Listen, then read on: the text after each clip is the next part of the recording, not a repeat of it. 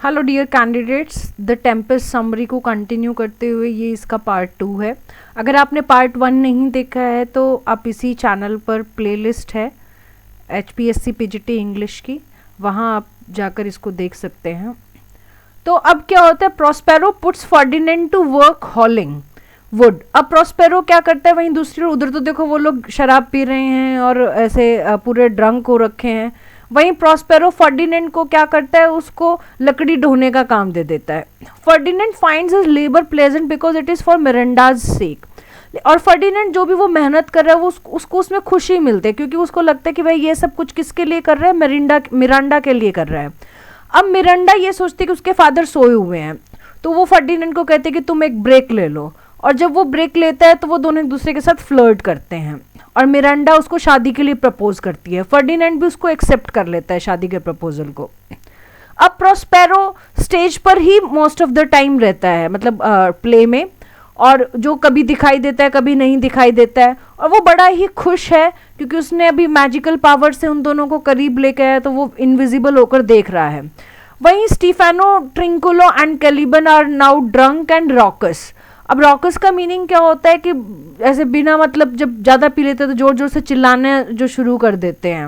And are made all the more so by Ariel, और ये और भी ज़्यादा करते हैं क्योंकि एरियल उनसे वो सब चीज़ें करवाते हैं। एरियल जैसे मैंने बताया कि वो एक स्पिरिट है और वो अपने जादू से, अपनी पावर से उनसे ये सब चीज़ें करवा रहा है। वो इनविजिबली आता है और उन तीनों को आपस में फाइट करने के लिए प्रोवोक कर देता है। अब इससे क्या है, एक दूसरे, और वो कैसे प्रोवोक करता है, एक दूसरे की आवाज निकाल निकाल के और एक दूसरे को टॉन्ट मारना शुरू कर देता है। अब कैलिबन क्या होता है ना, बहुत ज्यादा मतलब फर्वेंट हो जाता है, बहुत ज्यादा पैशनेट हो जाता है, क्रेजी हो जाता है, पागलपन हो जाता है उसको, और वो बोस्ट करता है, बहुत सारी शेखी मारता है, डींग मारता है, और वो कहता है मेरे को पता है कि प्रोस्पेरो को कैसे मारा जा सकता है। और वो स्टीफेनो को भी बोलता है कि वो तुम्हें भी वहां लेके जा सकता है कि जहां प्रोस्पेरो सो रहा है। अब स्टीफेनो क्योंकि पहले भी जब निकाला गया था ड्यूक ऑफ मिलान को, प्रोस्पेरो को निकाला गया था, तब भी वो उस कॉन्स्पिरेसी में शामिल था, तो अब भी वो प्रोस्पेरो को मारना चाह रहा है। वो प्रपोज करता है कि हम सब तीनों मिलके क्या करते हैं, प्रोस्पेरो को मार देते हैं, उसकी बेटी को ले लेते हैं और स्टीफेनो को इस आइलैंड का किंग बना देते हैं। अब स्टीफेनो भी बड़ा खुश हो जाता है, अरे वाह भाई ये तो मेरे लिए बहुत बढ़िया प्लान बना रखा है, और तीनों फिर निकल जाते हैं प्रोस्पेरो को ढूंढने के लिए। अब लेकिन ये तीनों जब निकलते हैं ढूंढने के लिए तो वो डिस्ट्रैक्ट हो जाते हैं, वो मतलब अपनी जो उनका प्लान है उससे उनका भंग हो जाते हैं। क्यों हो जाते हैं, डिस्ट्रैक्ट क्यों हो जाते हैं, क्योंकि एरियल जो है फ्लूट के साथ, बांसुरी के साथ और एक अपने छोटे ड्रम के साथ म्यूजिक बजा रहा है, और उस म्यूजिक से वो बिल्कुल ऐसे स्पेल बाउंड हो जाते हैं, मंत्र मुग्ध हो जाते हैं। वो कहते हैं कि भाई अपना जो हमने प्लॉटिंग कर रखी है उसको मारने की, ये बाद में भाड़ में जाए, पहले हम इस बढ़िया से म्यूजिक को अच्छे से सुनते हैं, इसको फॉलो करते हैं। अब वो फॉलो करने लग गए हैं, और उधर क्या होता है, क्योंकि एरियल ने भी जादू कर रखा है, तो अलोंसो, गोंजालो, सेबेस्टियन, एंटोनियो ये सारे थक चुके हैं ट्रेवल कर करके उस आइलैंड पर, और वो रुक जाते हैं रेस्ट के लिए। अब एंटोनियो और सेबेस्टियन सीक्रेटली प्लॉट करते हैं कि अब बढ़िया मौका आ गया है, अब हम क्या करते हैं, अलोंसो को अब इसको मारने की कोशिश करते हैं। अलोंसो और गोंजालो क्योंकि अब एग्जॉस्ट हो चुके हैं, थक चुके हैं, तो इनको अब आज शाम को हमें मार देना चाहिए। अब प्रोस्पेरो ये सब शायद ऐसा मतलब देख सकते, क्योंकि प्रोस्पेरो इनविजिबल होके वहां से देख रहा है वो सारी चीजें, तो एक तरह से अगर स्टेज पे इसको चीज को बनाया जा रहा है, एग्जीक्यूट किया जा रहा है, प्ले किया जा रहा है, तो वो बालकनी में से देख रहा है, जो बाकी लोगों को तो इनविजिबल है। और वो क्या करता है, अपने जादू शक्तियों से एक ना शाही दावत बना देता है, एक बैंक्वेट वहां पे प्रेजेंट कर देता है। अब और उसके वो कैसे करता है, जो डिफरेंट स्पिरिट्स हैं उसके काबू में, उनसे वो ये चीज करवा देता है। अब जैसे ही वो सारे लोग खाना, क्योंकि वो भूखे हैं, थके हुए हैं, वो खाना खाने के लिए निकलते हैं, तो एरियल एकदम से ना वहाँ हार्पी की फॉर्म में बन के आ जाता है। हार्पी क्या होता है, एक ऐसा क्रिएचर जो ग्रीक माइथोलॉजी में होता है कि जिसका सिर तो औरत का होता है लेकिन सारी बॉडी बर्ड की होती है, और वो आके एकदम से जो दावत लगी हुई है, जो खाना, शाही खाना जो लगा हुआ है, वो उसको गायब कर देता है। He then accuses the man of supplanting Prospero and says that it was for this sin that Alonso's son Ferdinand has been taken. अब वो हार्पी के रूप में जो है वो डिस्क्लोज करता है, वो बोलता है उनके सामने, उनको एक्यूज करता है कि ये सब पता है क्यों हो रहा है, तुम्हारा खाना क्यों गायब हो गया है, क्योंकि तुमने ना प्रॉस्पेरो को रिप्लेस कर दिया था, तुम लोगों ने प्रॉस्पेरो को निकाल के और उसका पूरा सब कुछ हड़प लिया था, और इसीलिए वो तुम्हारे पापों का कर्म है कि अलोंसो जो है तुम्हारा बेटा, सॉरी फर्डिनेंड जो कि अलोंसो का बेटा है, वो भी अब इसीलिए तुम्हारे पापों के कारण यहाँ से दूर हो चुका है। और यह बोल के हार्पी फॉर्म में जो था वो गायब हो जाता है। अब अलोंसो बड़ा ही चिंतित होता है, उसको बड़ी गिल्टी फील होती है कि हाय मैंने क्या किया, अगर मैं ऐसा नहीं करता तो बढ़िया था, कहाँ तो मैं किंग ऑफ नेपल्स था और अब कहाँ मेरा बेटा बेचारा मुझसे दूर हो गया, ये मेरे पापों का कारण है, मैंने एंटोनियो को का साथ दिया। वो वहाँ पे थोड़ा सा गिल्टी फील कर रहा है। अब प्रॉस्पेरो का दिल जो है ना वो सॉफ्ट हो जाता है और वो फर्डिनेंड को कहता है कि कोई बात नहीं फर्डिनेंड, तुमने मुझे खुश किया, आओ तुम मेरी फैमिली का पार्ट हो और तुम मिरांडा के अब सून टू बी हस्बैंड हो। लेकिन साथ में उसको ना एक वार्निंग भी देता है फर्डिनेंड को कि मिरांडा की जो वर्जिनिटी है वो जब तक तुम दोनों की शादी नहीं हो जाए तब तक नहीं टूटनी चाहिए, यानी कि तुम दोनों फिजिकल नहीं होगे। अब प्रॉस्पेरो उसके बाद एरियल को बुलाता है और वो कहता है कि तुम ऐसा करो कि कुछ स्पिरिट्स बुलाओ, मेरे मतलब मेरा दामाद आया है, बाहरों फूल बरसाओ, है ना। तो कहता है कि तुम एक ऐसा बढ़िया सा एंटरटेनमेंट यहाँ पे रखो जिससे कि मेरे ये फर्डिनेंड और मिरांडा जो है वो दोनों खुश हो जाएं। अब स्पिरिट्स क्या करती हैं, सीरस जूनो और इरिस की जो फॉर्म है वो लेती हैं और वहाँ पे एक छोटा सा एंटरटेनमेंट, एक एंटरटेनिंग परफॉर्मेंस देती हैं, जिसके अंदर ना शादी के सारे जो रीति रिवाज होते हैं और नेचर की जो बाउंटी है, नेचर के अंदर जो ब्यूटी है, बाउंटीफुल जो ब्यूटी है, उसको दिखाते हैं अपने उस एक्ट के द्वारा। और वहाँ पर डांस होता है जिसमें रीपर्स हैं, निम्फ्स हैं, परियां हैं और वो सब कुछ ऐसे कर रही हैं। बट तभी एकदम से प्रॉस्पेरो उन सबको इंटरप्ट कर देता है, उनको रोक देता है, क्योंकि प्रॉस्पेरो को याद आता है कि अरे नहीं नहीं नहीं नहीं, उसको जो प्लॉटिंग है जो उसने कर रखी थी उसकी लाइफ के अगेंस्ट वो अभी पूरी नहीं हुई है।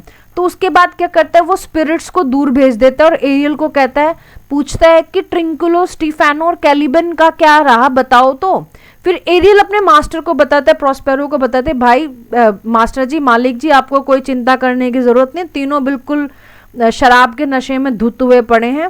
और वो उनको वो प्रॉस्पेरो को फिर लेकर भी जाता है और नहीं सॉरी उन तीनों का बताता है कि भाई मैंने तो इन तीनों को, ट्रिंकोलो, स्टीफेनो और कैलिबन को धुत करके ऐसे जंगली रास्ते से लेके आया हूँ जहाँ लंबे लंबे प्रिकली ग्रास हैं और श्रब्स हैं, एंड फाइनली अब मैंने उनको एक ना गंदे से पॉन्ड के अंदर ले आया हूँ जो प्रॉस्पेरो की जो ये जेल बना रखी है उसके पास में ही है।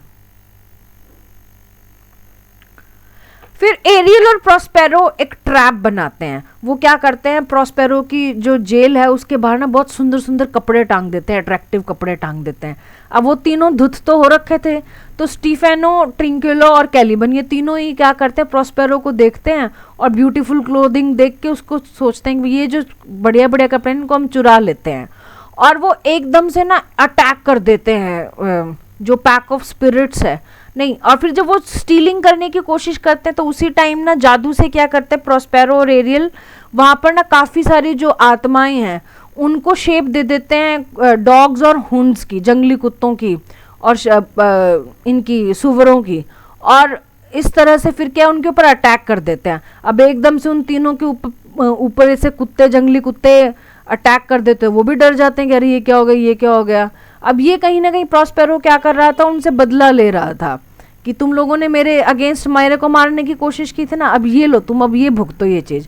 अब प्रॉस्पेरो क्या करते हैं, एरियल को यूज करते हैं कि अब ऐसा करो अलोंसो और बाकी सबको भी मेरे पास लेके आओ।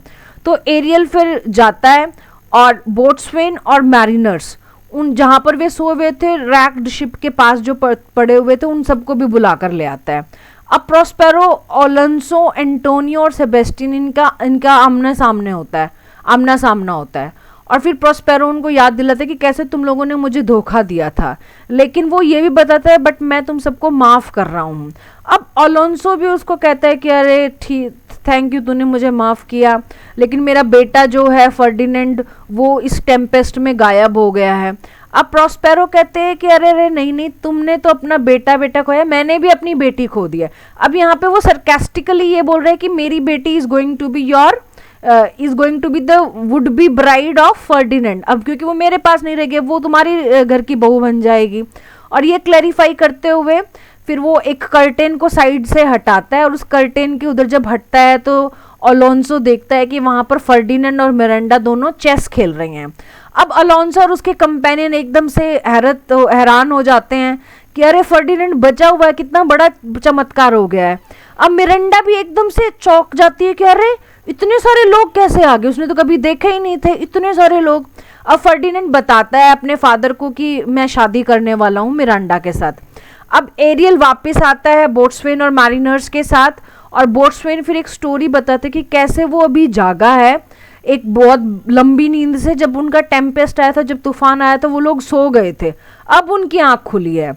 अब फिर प्रोस्पेरो ऑर्डर देता है कि एरियल तुम ऐसा करो, कैलिबन, ट्रिंकुलो और स्टीफेनो, इन तीनों को भी अब आज़ाद कर दो। और वहीं पर वो तीनों फिर आते हैं जिन्होंने वो चुराए हुए ब्यूटीफुल क्लोथिंग पहने हुए हैं। प्रोस्पेरो और अलोंसो जो हैं वो कमांड करते हैं कि ये सब तुम अब रिटर्न कर दो, और ये प्रोस्पेरो की जो पूरी सेल है, जो पूरा जेल वाला एरिया, इसको क्लीन कर दो। तभी प्रोस्पेरो इनवाइट करता है अलोंसो को, अपने भाई को और बाकी लोगों को कि तुम रात भर यहीं रुको, और उनको सारी स्टोरी बताता है कि पिछले 12 साल में मैंने क्या क्या किया था, कैसे क्या क्या हुआ था। अब इसके बाद ये सारा जो ग्रुप है वो प्लान करता है इटली में वापस रिटर्न करने का। प्रोस्पेरो को उसकी ड्यूकडम वापस लौटा दी जाती है, उसको वापस उसका ताज पहना देते हैं, और वो सभी अभी डिसाइड करते हैं कि मिलान जाकर ही मैं रिटायर होऊंगा। मेरे को वो खुश हो जाता है, प्रोस्पेरो भी। फिर प्रोस्पेरो एरियल को कहता है तुझे आज़ादी चाहिए थी ना, मैं तेरे को आज़ाद कर दूंगा, बस अब तुझे एक आखिरी काम और करना है कि जब हम वापस जाएं इस यात्रा से, सी जर्नी से, वॉयज से, तो तुम्हें ये पूरा एश्योरिटी रखनी है कि समुद्र पूरी तरह से शांत रहे। फाइनली क्या है, प्रोस्पेरो फिर एक एपिलॉग देता है। एपिलॉग मैंने आपको पिछले प्लेज में भी बताया, पिछली वीडियोस में भी बताया। एपिलॉग क्या होता है कि एंडिंग में एक ऑडियंस को एड्रेस जो किया जाता है उसको एपिलॉग बोलते हैं। और वो फिर बोलता है कि मुझे माफ़ करना कि मैंने जो भी गलत काम किए, और मुझे माफ़ कर दो, मुझे फ्री कर दो, मुझे भी आज़ाद कर दो, तालियां बजा के। और इस तरह से इस ब्यूटीफुल से प्ले टेम्पेस्ट की, इस कॉमेडी की, इस रोमांस की ब्यूटीफुल एंडिंग होती है। इसका क्रिटिकल एनालिसिस आपको नेक्स्ट वीडियो में देखने को मिलेगा, और आप उसको ज़रूर देखें ताकि आपके एग्जाम में क्वेश्चन आए तो आप उसको अच्छे से अटेम्प्ट कर सकें। Thank you, keep watching Saraswati English academy. Bye bye.